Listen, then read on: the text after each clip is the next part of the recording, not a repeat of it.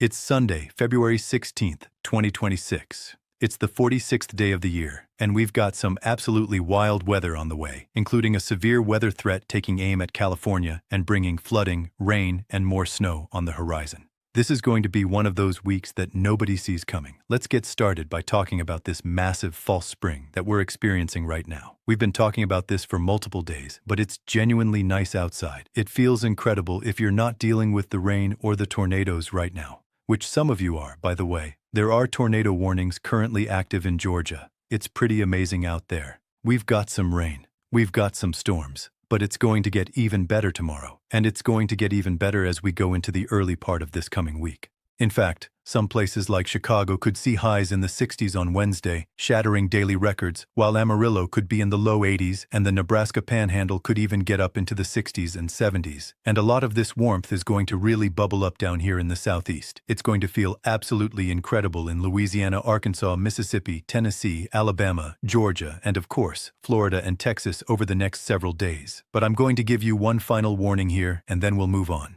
This is a false spring.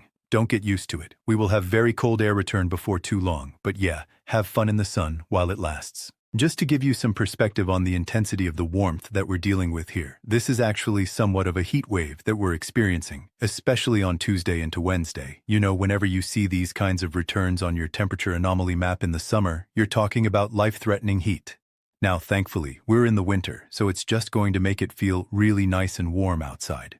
But we're talking about 30 to 40 degrees above average in Iowa, Nebraska, Kansas, Oklahoma, and Texas, and even up there into portions of South Dakota and Minnesota. And then we've got more normal, yet still above average temperatures spreading all the way over into the Ohio Valley, the Mid-Atlantic, and the Northeast. It's going to be less noticeable over there, but get ready for it. You can see we're going to have some below-average temperatures in the extreme western portions of the United States. But whenever we get these warm temperatures in the central and southern part of the United States during winter, there's always a battleground that sets up between the natural cold air that wants to propagate farther south from Canada and this anomalous warm air bubble that we're dealing with further south. Where those two air masses meet, we often get storm systems, and we do expect to get a pretty robust one starting up later tonight into tomorrow, and then especially getting its act together from Tuesday into Wednesday, where we could be talking about some strong winds and some heavy snow up here in North Dakota, over into Minnesota up there toward Canada as well.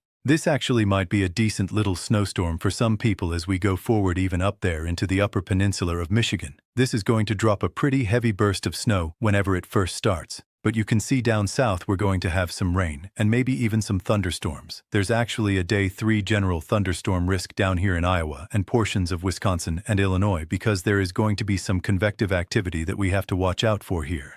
And then I think as we push this even further into the future, you can see that we might actually be talking about some storms in the Ohio Valley as we go into Wednesday and Thursday.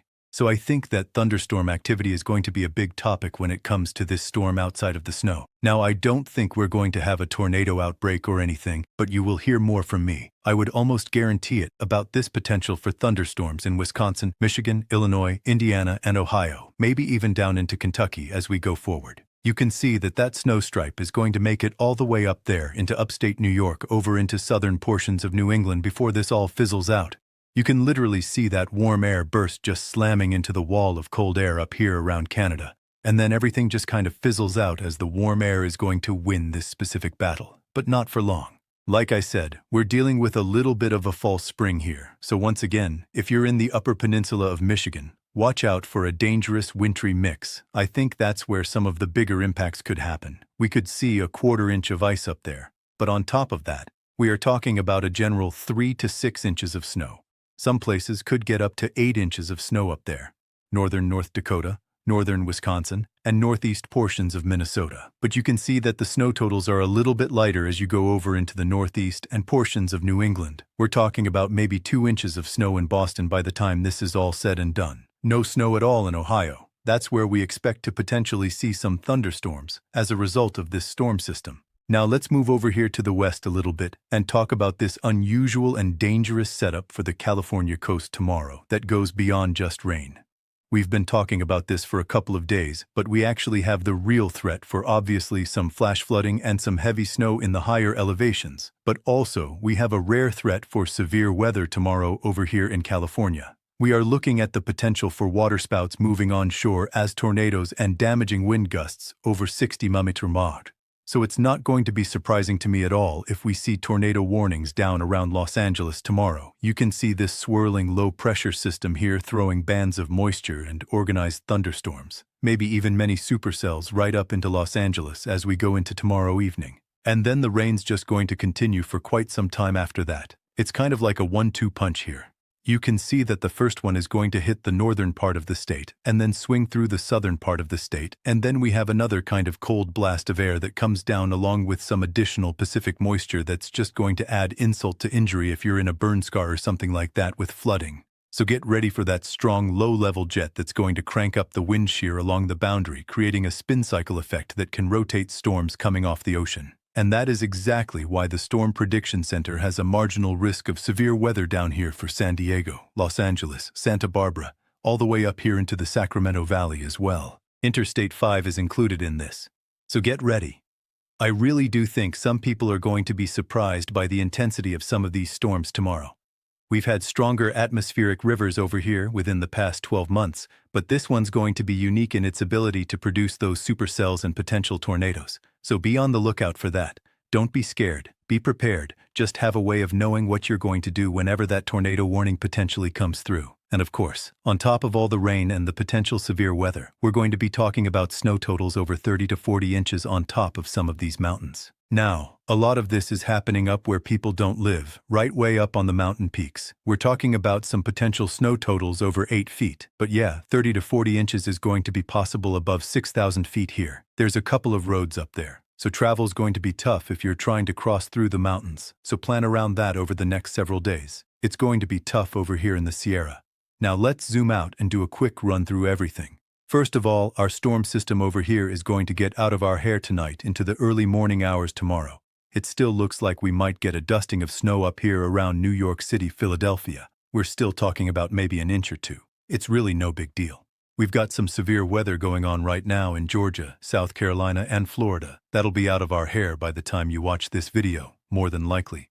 Next big thing to watch is, of course, the atmospheric river situation on the West Coast. That's going to bring rain and snow to not only California, but also Washington, Oregon, Idaho, Nevada, Utah. And that's going to continue to be something that we watch over the next several days. Wednesday, the main story is going to be this big stripe of snow up here in Canada from North Dakota and Minnesota down into southern New England. And remember, in the interim here, I do think that Wednesday, we might have some severe weather to talk about potentially between Chicago and Detroit. What happens after that, though? Anything interesting?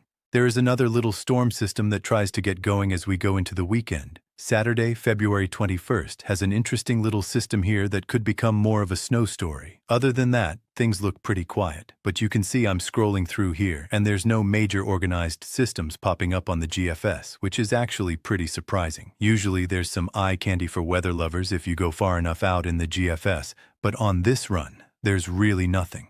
Hopefully, we have a less active weather period to talk about over the next little bit. The contrast between what we're experiencing now and what's coming is absolutely remarkable. While some areas are dealing with record-breaking warmth that feels more like April than February, other regions are preparing for significant snow and ice. This kind of weather whiplash is becoming the signature of winter 2026. The atmospheric dynamics creating this wild weather pattern are fascinating. The jet stream has buckled into an extreme configuration that's allowing tropical-like air to surge northward while simultaneously creating opportunities for severe weather in places that rarely see it during winter months. What makes this week particularly interesting is the timing. We're in mid-February, traditionally one of the coldest times of the year, yet we're looking at the possibility of severe weather across multiple regions. The combination of extreme warmth, atmospheric rivers, and winter storms all happening simultaneously is creating a meteorological spectacle. The false spring we're experiencing is going to have cascading effects throughout various sectors. Tourism industries could see unexpected surges in typically slow February periods. Outdoor recreation could extend well beyond normal seasons. But the flip side is that this warmth is going to make the eventual return of cold air even more shocking to the system. Agricultural implications are significant as well. Plants and trees could begin budding prematurely, making them vulnerable to late-season cold snaps. Wildlife could emerge from winter behaviors early, only to face harsh conditions when the pattern inevitably shifts back.